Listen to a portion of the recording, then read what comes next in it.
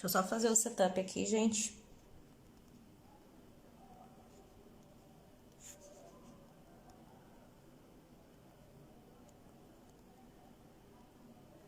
Segura aí, tô só fazendo o setup pra vocês não ficarem me fazendo perguntas sobre qual que é o tema da live. Vai ficar salva?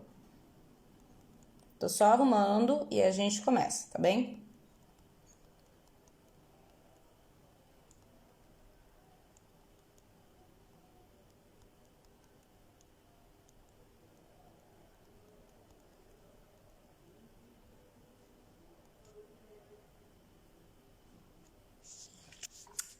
Pronto, agora sim. Vamos lá, chega aí. Mais uma live não organizada e por isso não divulgada, que não deu tempo, portanto, de vocês se prepararem e buscarem pipoca para fazer e assistir, não é? Mas vamos aí direto ao ponto, porque é assim, né, gente? Vida de trabalhadora, mãe e militante, a gente faz quando dá tempo. Não sou influencer digital, não vivo disso. O tema da live de hoje é o reformismo no feminismo. Então, o que é que faz do feminismo radical realmente radical? Dá tempo aí para o pessoal chegar já para informar. Essa live vai ficar salva, sempre fica aqui no IGTV.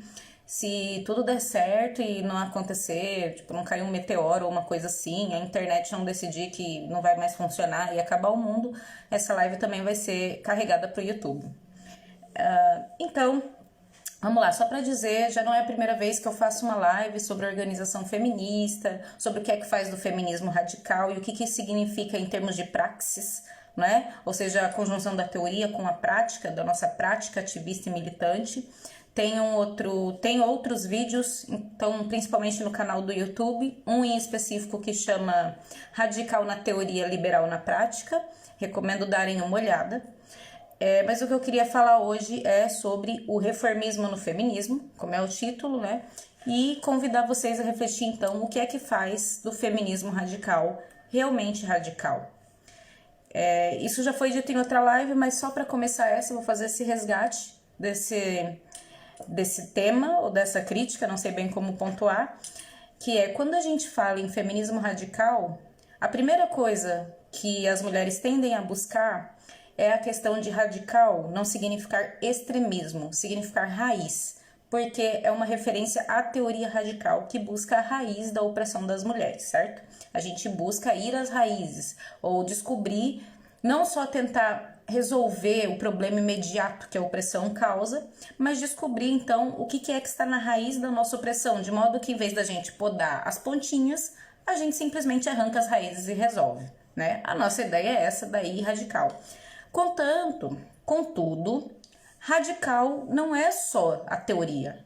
Não é só a teoria que faz do movimento feminista radical. É claro que radical é principalmente por causa da nossa visão de mundo, de falar através de uma perspectiva feminista, de falar através do ponto de vista das mulheres sobre o desenvolvimento da sociedade, de como mudar a sociedade, mas não é só isso, não é só sobre isso.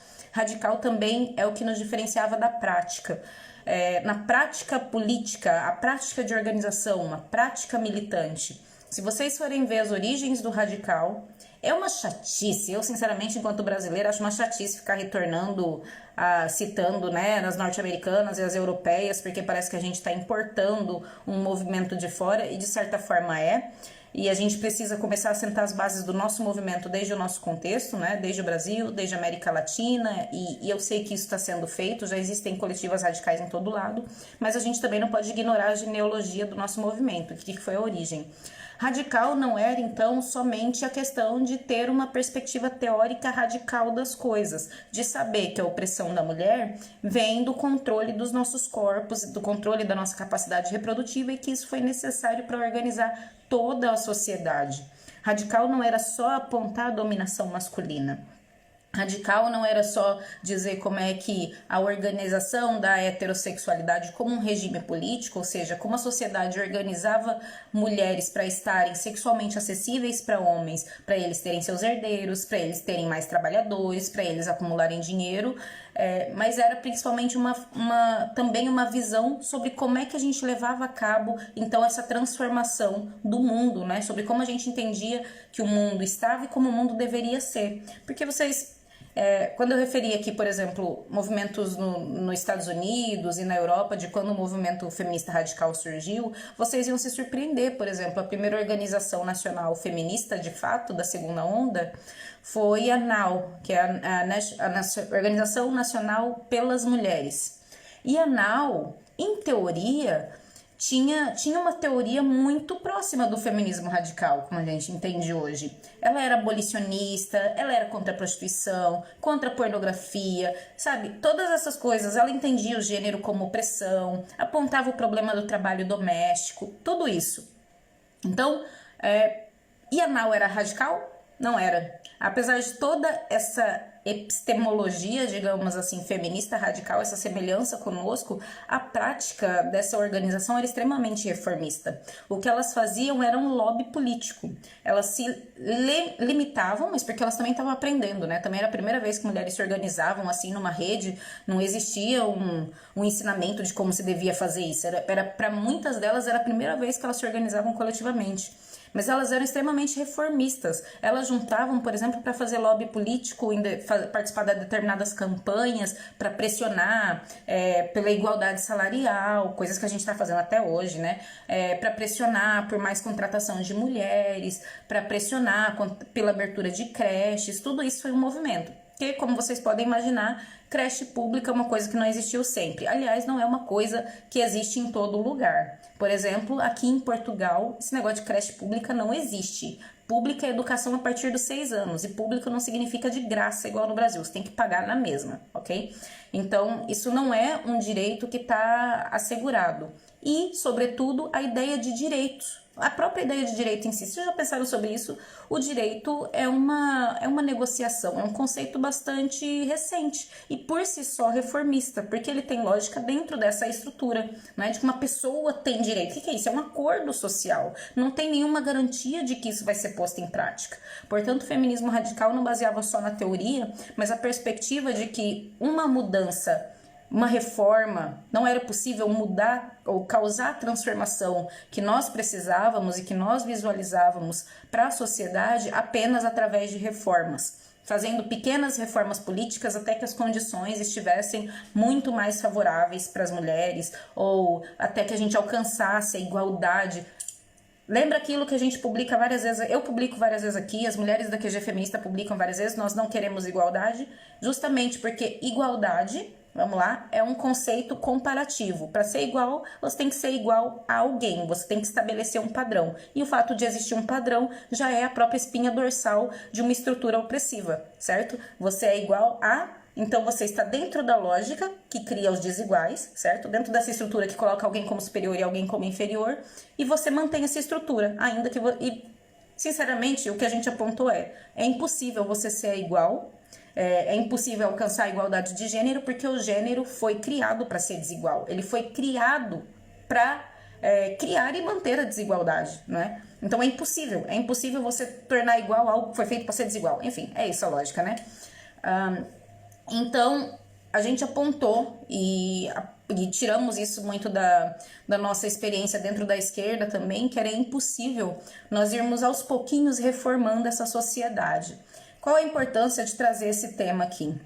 Muitas das pautas em que nós estamos inseridas, né, em que nós fazemos frente enquanto radicais, por exemplo, a abolição da prostituição, que eu menciono aqui várias vezes, a proposta de uma abordagem pública diferente em relação à pornografia como um problema de saúde pública e de violência contra a mulher, a própria questão do estupro, por exemplo, Catherine McKinnon, também já citei aqui várias vezes, que é uma teórica feminista radical e uma jurista que foi a primeira a passar uma lei que criminalizava o assédio sexual no trabalho nos Estados Unidos, em defesa de uma mulher negra que foi assediada sexualmente, e não existia esse termo, né, assédio sexual, não existia esse reconhecimento, não existia assédio sexual, isso era uma coisa que acontece com outras pessoas. Então, se não existe esse reconhecimento, você não pode apontar um padrão, você não pode apontar que isso acontece, por exemplo, só com mulheres, não acontecia com homens na mesma proporção, e quem eram os agressores eram sempre os mesmos, e quem eram as vítimas eram sempre as mesmas, e como isso era um mecanismo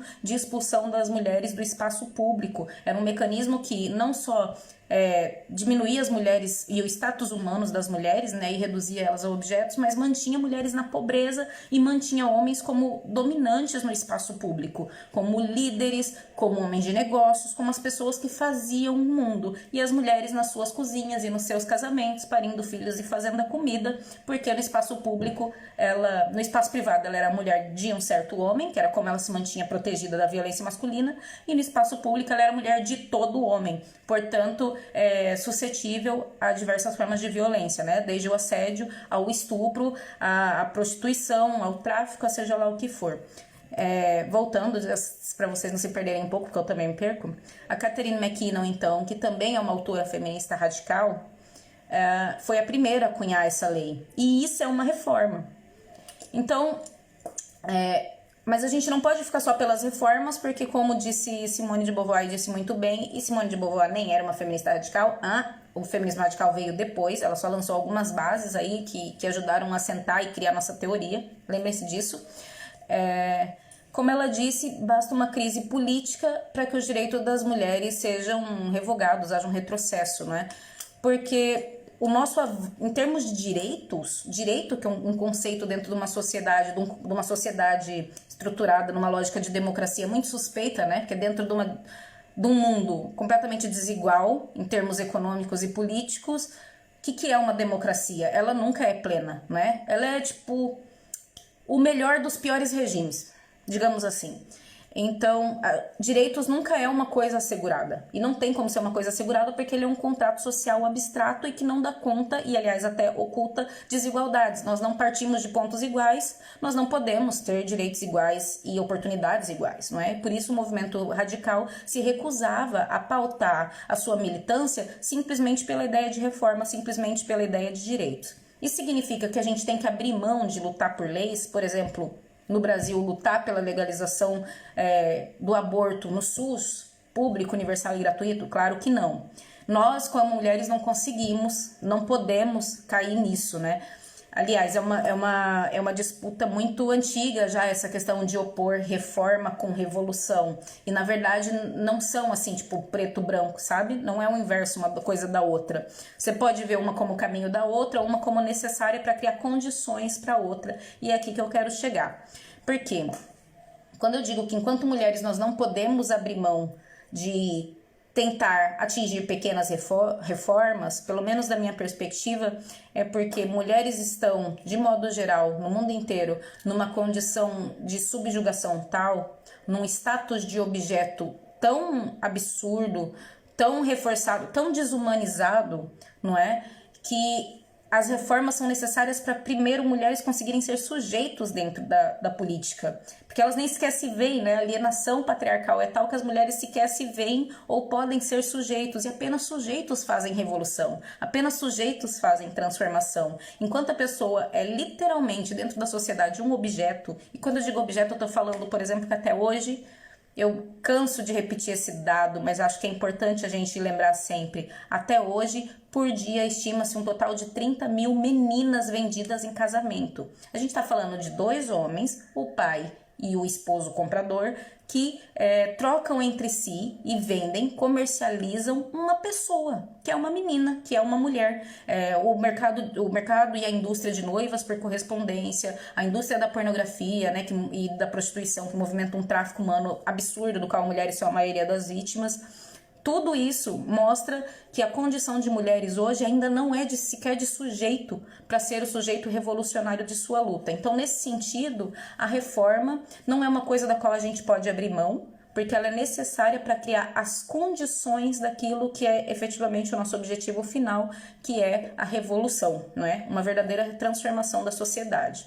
Eu vou citar um trechinho que eu separei aqui, que na verdade ele é focado no marxismo e no movimento marxista, porque ele estava analisando o trabalho de Rosa Luxemburgo, né, que tem justamente um livro chamado Reforma ou Revolução. Então ele diz o seguinte, ouçam bem, presta atenção. O marxismo revolucionário também luta para melhorar a situação dos trabalhadores na sociedade capitalista. mas, em contraste com o revisionismo, está muito mais interessada em como a luta é conduzida do que nos objetivos imediatos. É uma diferença, hein? Para o marxismo, a questão do momento na luta sindical e política é o desenvolvimento dos fatores subjetivos da revolução, a promoção da consciência de classe revolucionária. E a gente pode trazer isso para o feminismo também, que era exatamente o que eu estava falando, que é a importância, né? O marxismo analisa a sociedade da perspectiva da produção social, do trabalho, que nem disse a McKinnon, a sexualidade da mulher é para o feminismo aquilo que o trabalho é para o marxismo, aquilo que mais nos pertence, que mais nos é expropriado. Portanto, é óbvio que a luta marxista gira aí em torno do sindicalismo, né? Em torno da organização de trabalhadores em volta da temática do trabalho, mas também na agitação social e movimentos sociais. Da mesma forma, o feminismo gira aqui em torno da organização política das mulheres sobre a sua condição enquanto uma classe sexual, não é? O que é, por causa da sua condição de sexo, por causa do sexo que ela nasce, ela tem esse status, a gente está nesse status tão ridículo e desumanizante de ainda ter que lutar para ser sujeito político. Daí que a gente não possa abrir mão das reformas, e, por exemplo, aborto é uma delas. A questão é, o que a gente quer com essas reformas? Como é que a gente se organiza relativamente a essas reformas? E aqui é que está a diferença entre o feminismo radical e outras formas de feminismo, que é você entender que aquela reforma não é o teu objetivo fim. Ela não vai mudar por completo as condições da vida das mulheres. Claro que era excelente, por exemplo, a gente ter o aborto seguro, gratuito e legal no Brasil. A maioria das mulheres que morrem por aborto clandestino são mulheres negras, são mulheres indígenas, são mulheres pobres, são mulheres da classe trabalhadora, não é? Mas mesmo assim, o fato de mesmo uma mulher rica que tem condições de fazer um aborto seguro ter que pagar e ter que fugir para outro país para fazer um aborto seguro, porque ela não tem, nessa sociedade, nessa organização social, ela não tem, se entende que ela não tem direito de decidir sobre o seu corpo e autonomia reprodutiva, é simbólico da condição da mulher como um não sujeito, como um objeto, alguém sobre o qual se legisla, alguém sobre o qual se determina, alguém que não tem autodeterminação sobre si própria. Portanto, como é que uma pessoa dessa pode fazer revolução se ela nem pessoa é? Ela nem é vista como pessoa na sociedade e muitas vezes nem ela própria se vê como pessoa, né? O que eu quero dizer com isso é, por exemplo, muitas mulheres que passam a vida e o objetivo delas... E não estou falando isso para culpar as mulheres, como é óbvio, até uma denúncia, digamos, né, da organização social. O objetivo delas é casar, é ter filho, né, ter uma família feliz, compra aquela propaganda da família, da televisão, do comercial de TV, e nunca se perguntam mais que isso. A vida não é mais que isso, não tem nada além disso. E de fato, elas estão ali para cumprir umas tarefas que giram em volta do homem. O homem é o realizador na sociedade, ela é a pessoa que dá filhos pro homem, ela é a pessoa que faz feliz o homem, ela é a pessoa que se sente feliz quando tem um homem, tá vendo? Tudo esse tipo de coisa, não é? Então, quando eu falo que a mulher é alienada de si mesma, ela própria se vê como sujeita, é mais ou menos disso que eu tô falando. É não só, mas também isso. Então, enquanto feministas radicais, eu acho que é muito importante a gente ter atenção a isso. Quando a gente assume uma frente de luta por uma reforma dentro da sociedade, o que nos interessa não é o objetivo fim dessa reforma. Não é simplesmente aprovar o modelo nórdico e achar que ele vai resolver a prostituição. Não é aprovar a legalização do aborto e achar que ele vai resolver a questão reprodutiva das mulheres. A nossa questão é que aprovar essas reformas, e por isso nós temos que medir os esforços que fazemos em relação a isso e como nós dirigimos a luta, como nós dirigimos as nossas campanhas por essas reformas, porque o que nos interessa é o quê? Conscientizar as mulheres e conscientizar a sociedade de modo geral sobre por que a gente ainda precisa lutar por isso como uma reforma. Ou seja, o direito da mulher à sua autonomia reprodutiva e na questão do aborto é mais ou menos isso, né? Não é só sobre mulheres estão morrendo por causa do aborto, não é só porque a mulher pode querer não ser mãe, não é sobre a mulher pode escolher, não, é sobre a gente dizer para a sociedade, a mulher não está aqui para cumprir a função de parideira, a mulher não está aqui como uma incubadora do Estado. A mulher é uma pessoa e ela tem direito à autonomia reprodutiva. É toda uma outra perspectiva de luta e é com no meu ver, não é? É com essa perspectiva de luta que a gente organiza mulheres dentro de uma pauta reformista, por exemplo, não é? Outra questão, por exemplo, dentro do modelo nórdico. A gente não quer, não façam o debate. Aliás, vou fazer mais uma ressalva aqui sobre o aborto. Nos Estados Unidos, as mulheres fizeram essa luta, né? O aborto é legal, mas não é, eles não têm um sistema de saúde público, por exemplo. Então, o que acontece? Elas fizeram toda uma luta pautado dentro da cultura norte-americana. E a cultura norte-americana é neoliberalismo selvagem, né? Que é, então, você falar sobre escolha, sobre o direito do indivíduo, o direito do indivíduo à autodeterminação. Nunca é sobre uma pessoa, são sobre direitos individuais de escolha. E isso é uma lógica de consumo, percebe? A escolha é uma lógica de consumo. Do que você vai escolher, do que você quer comprar, do que você quer consumir. E isso é uma lógica aplicada à vida.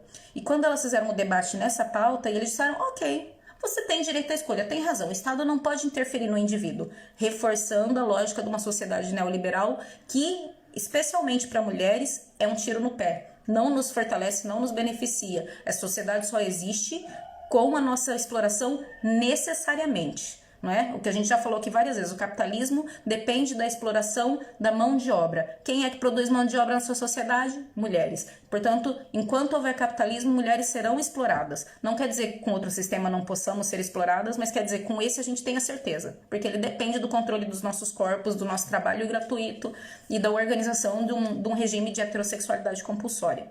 Portanto, voltando aqui à lógica dos Estados Unidos, as mulheres fizeram o debate pelo reformismo nessa via da escolha, né? Tentando alcançar ali a reforma mais rápido. E a via mais rápida para alcançar essa reforma era fazer o debate dentro dos moldes da cultura norte-americana, que era extremamente neoliberal. O que elas conseguiram? Uma reforma que não serviu para avançar o debate das mulheres como pessoas, né? Mas sim como consumidoras. As mulheres têm direito de comprar e de pagar por isso. Fortaleceu as empresas e não a visão das mulheres como seres humanos com direitos plenos sobre seu corpo. E a maioria das mulheres pobres nos Estados Unidos, que são uma massa gigantesca, como vocês podem imaginar, né, no coração do capitalismo, não tem acesso ao aborto na mesma, porque eles não têm um sistema de saúde público, logo aborto é uma coisa que você precisa pagar para ter, e muitas não têm condição de pagar.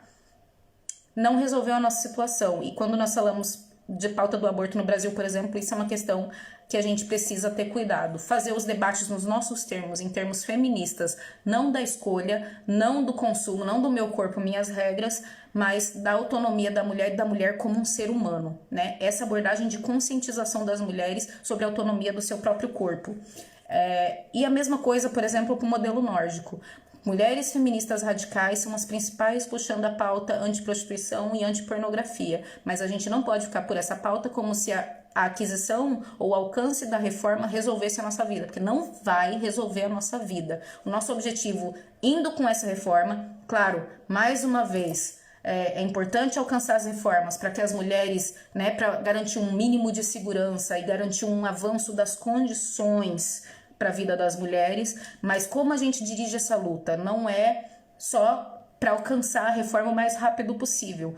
O importante é como a gente organiza mulheres para que elas percebam por que aquilo é uma pauta importante para elas, por que aquilo é uma disputa com o patriarcado, com o capitalismo, não é? Por que as mulheres são a maioria na condição de prostituição, de que forma, o que isso fala sobre a sociedade de dominação masculina e a necessidade desse sistema de organizar mulheres, de manter mulheres desempregadas na prostituição, qual é a condição necessária para que existam mulheres prostitutas. Esse é o debate que a gente foca, sobre a vida das mulheres, sobre um horizonte feminista, não sobre... A gente precisa alcançar a reforma, como é que a gente faz isso mais fácil? Porque o mais fácil, parece conversa de mãe, né? Mas o mais fácil é o mais perigoso pra gente, porque o mais fácil é o discurso que serve a burguesia, né? O sistema virgente, a classe dominante. E a classe dominante é masculina, o sistema virgente é ótimo, desculpa aí. Eu vou ter que cortar isso depois. E a classe dominante é masculina, a classe dominante é rica, e nós aqui na base somos somos mulheres e somos, na maioria, pobres. Então, a gente tem que organizar isso de forma que seja uma disputa por consciência de mulheres, e não uma disputa pela reforma por si, porque a reforma por si pode ser revogada a qualquer momento. E vocês aí com o Bolsonaro no Brasil já deviam ter aprendido isso com a reforma da Previdência, por exemplo, né? Portanto, isso era o que eu queria pontuar sobre a questão do reformismo, como o feminismo lida, o feminismo radical, o movimento radical precisa se atentar para lidar com avançar reformas e com conscientizar mulheres, porque mais uma vez essa era a linha de corte entre quem era movimento radical e quem era movimento reformista. Porque naquela altura, né, antes desse avanço, desse discurso do empoderamento, do empreendedorismo individual, era muito difícil, em termos epistemológicos, você diferenciar quem que era uma organização feminista reformista de uma radical apenas pelo discurso, porque a visão até era muito parecida, mas a prática era diferente. E a prática radical falava da necessidade das organizações das mulheres autonomamente, falava da necessidade da conscientização e da agitação política, e nós não podemos esquecer disso. E para falar disso, eu vou falar então da linha divisória entre ativismo e militância. Quando mulheres me dizem que são feministas radicais, mas depois me dizem que não fazem porra nenhuma, não estão organizadas em coletivos, não estão empurrando pauta dentro de partido, não estão empurrando pauta dentro de movimento social, não estão organizando mulheres no seu entorno, eu fico pensando, o que você está fazendo? Você é feminista radical de quê? De internet? Tipo, isso não é uma identidade. Né? O feminismo radical não é uma identidade, é uma prática revolucionária. Então, por favor, hajam de acordo, né? Nós temos uma visão de sociedade, ela não vai se construir sozinha, a dominação masculina é fortíssima, então nós precisamos fazer por isso. E fazer por isso significa nós organizarmos, nós sermos organizadoras, não esperar que alguém nos organize, ok?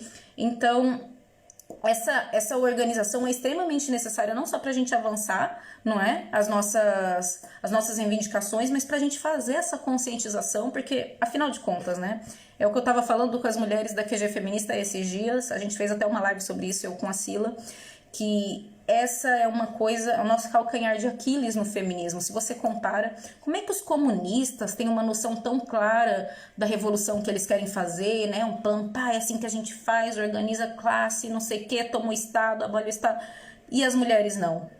Mas, óbvio, não é? A gente está falando da organização da classe trabalhadora contra a burguesia. A classe trabalhadora não dorme com a burguesia, não casa com a burguesia, não tem filhos para a burguesia. As mulheres estão nessa condição de viver 24 horas com seus opressores, de parir filhos para seus opressores, para dedicar seu amor, seu afeto, sua atenção aos opressores. E por isso a necessidade da organização autônoma e por isso a necessidade de uma revolução que é muito mais difícil de concluir, porque ela precisa passar pela conscientização e pela agitação da sociedade como um todo. Afinal de contas, gente, a gente tem que disputar essa consciência, né? Se a gente não vai pegar em armas e matar todos os homens e falar que isso é a solução para a nossa vida, para a dominação masculina, então a gente tem que cortar através desse problema, dessa parede. Cortar através dessa parede significa conscientizar para que fazer uma revolução pela força para as mulheres não é suficiente.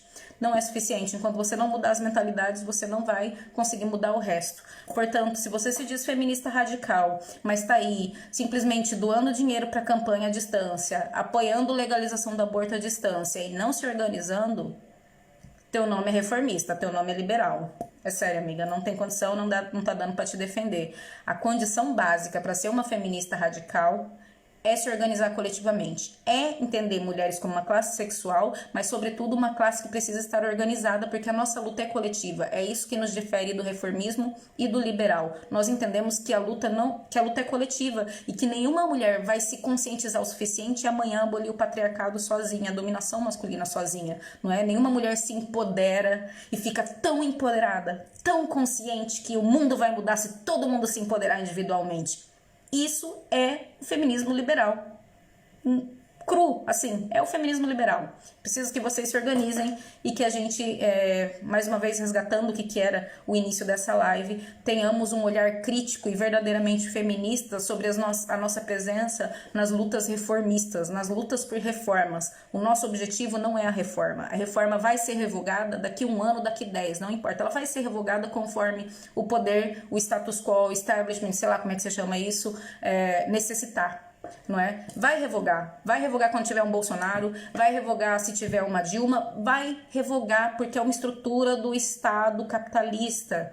Você precisa disputar a base, disputar a consciência e agitar aqui embaixo. E o que eu disse, a diferença entre uma ativista e uma militante é exatamente essa. Uma ativista tá colando cartaz na rua e tá compartilhando no Facebook. Uma militante tá organizando coletivamente, tá fazendo propaganda nas ruas para crescer e para aumentar o movimento político. A sua ação é coordenada, é informada por uma teoria, portanto ela pratica a praxis, a junção da teoria com a prática. Ela se organiza coletivamente para avançar o movimento, não uma reforma, não para fazer uma atividade de conscientização. Nós precisamos de militantes no feminismo radical, não de ativistas. De ativismo já me basta feminista liberal e a gente já sabe onde é que deu, né? É isso. Vou tomar meu copo aqui, vou embora, vou dormir, que aqui já tá tarde. Obrigada. Quem tiver dúvida sobre a organização, só é jabá. Se eu fizer no meu próprio canal, acho que não, né? Lembrem que eu organizei um texto.